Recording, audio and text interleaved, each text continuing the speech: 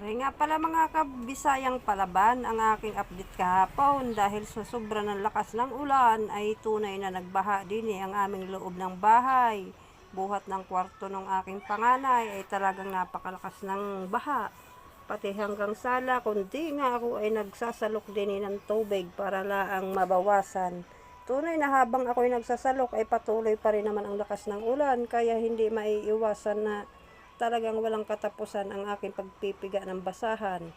Hindi nga naman pala ako nagbibilang ay siguro nasa mga 20 na tabo ng aking nadakot din buhat sa sahig.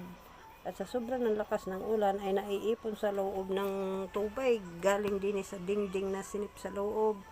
At ewan ko baga kung saan galing ang iba. Tunay na paghirap ko din ay hindi ba basta. Salok na lang ng salok at wala ng katapusan. Pagkakasalok mo at wala ng laman, mamaya balikan mo ay tunay na malalanguyan na naman ng tilapia ang sahig. Ay wala naman tayong magagawa kundi natin salukin at ari ay dami na ng dadami. Baka pagka isang oras ay aabot na sa aking tuhod ang tubig ay di lalong madami ang nasala.